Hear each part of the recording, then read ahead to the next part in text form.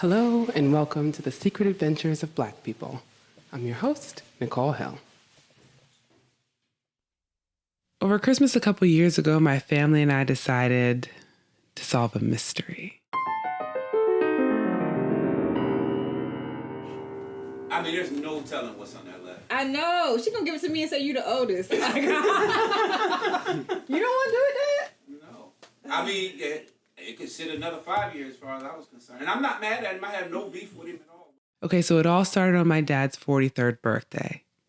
A letter came in the mail from some dude he'd never heard of before, and it basically said, "Hey, we never met, but I did name you and make you because I'm your dad." Surprise! Over the next decade, I want to say, my dad got 3 letters. He read 2 out of the 3, but the third one sat on his coffee table unopened for years. And all of us kids were so cool about it. We never brought it up unless he did. We didn't push. But it just sat there. Unopened, this guy passed away, and my dad still did not open this letter.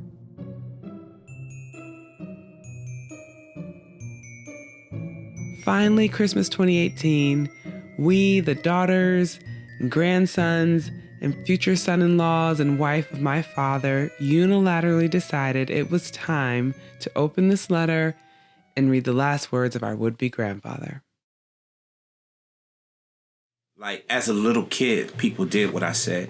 Like, school was just so easy. Like, I got put up. I graduated early.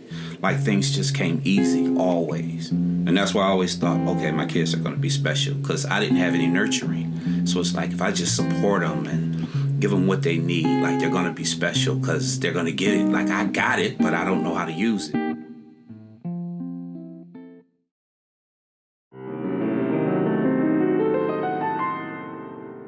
He contacted me on my 43rd birthday at the address that I grew up in. So he could find me at that address now. He could have found me at that address then. Like, that's literally how he found me. He found my mother's address and he sent her a letter. Like, and she's been living there since I was in elementary school.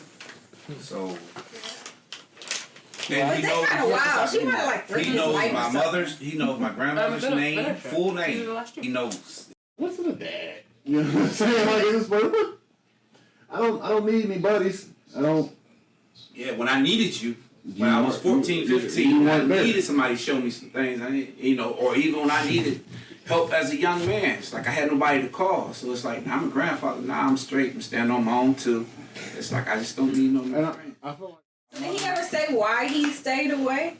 Because listen, I wouldn't put it past him. Yeah, he said he was in prison. Okay. He said he did 10 years in prison. He did That counts for 10 years. He said he did a small stretch, then he did a 10-year stretch. He said he was on drugs. He said he moved to Georgia. He said, he was just living.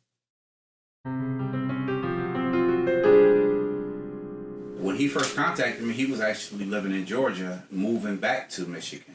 And he said the house that he was moving to was like a vacant house that his parents left to him. Well, they left it to the family, but everybody else was dead. So when the last person died, he moved back to the house. And he started calling me, asking me for money to get the heat turned on and like all of these different things. And I'm like, in 60-something years of living, you haven't made friends with... Like, I'm a stranger. Right. Like, it should be somebody... I should be the last person you call, not the first. Yeah. So when he started asking me for money, I actually talked to Angel and I was like, I actually have it. He caught me at a good time because I actually have it. But should I send it to him? And I was really wrestling with it. And right when I decided I was going to send it, he called and left me the craziest voicemail for not sending it. And I was like, okay, you're done. You're done.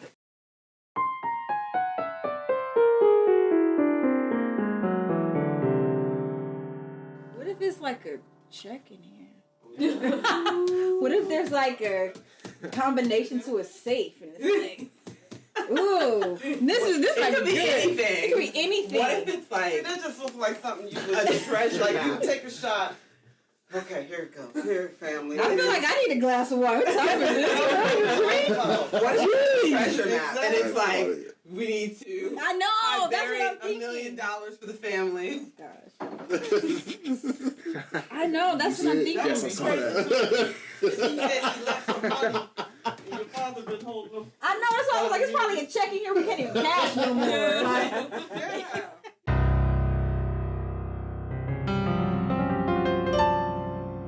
it's no money. Let's not bother reading it then. How many pages? 2. Okay. 2, one-sided. Okay. All right. Well, Guy, I hope this small piece of paper finds you doing well and 50 years young, because you are only just begun. And that's the truth, son. You've only just begun. These first 50 years of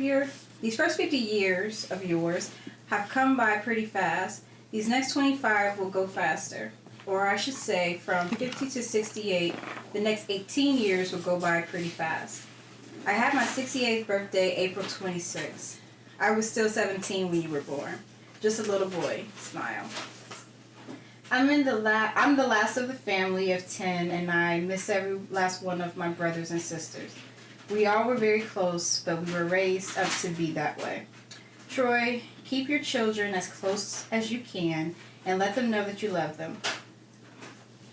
I envy you so very much. I may have heard from Todd 3 or 4 times this year. I hear more from his boys than I do from him. But like people say, to each his own. If it's not too much to ask, I really would like for you to send me some pictures of you and your family. If I remember right, it seems like you told me that I'm a great-grandfather. I think that this must be the little Superboy that you told me about. I wish you love, joy, great health, and happiness. I may not get to see any of you in person again, so at least send me a few pics, okay? Thank you for taking the time to read this. If you send the pictures, I'll send you some of the poems that I wrote. You know how old people can be. Hell, you should be happy. I could have been an axe murderer. Rickety smile. Happy birthday. It was so beautiful. and like axe murderer is like bold.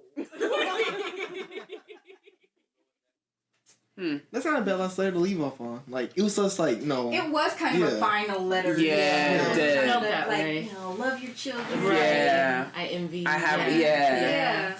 Yeah, I didn't get the envy part. Like, how can you? And you don't even know me. Because you were close with your family. Yeah. He's It's what much you better wasn't. than who You're he what he is. wasn't. Because he said Yeah. that, and then he said, keep your kids close. That was a really good Christmas. Ten seconds in here on the floor. Yeah, laid out. Sleep? No. He laying on the floor in front of the TV, arms out. It's not out yet. You know, Xavier, he He'll go to sleep.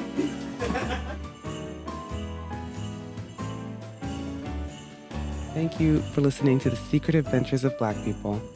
I have to shout out the many people that have listened to this episode so many times in so many iterations. I could not have done it without you.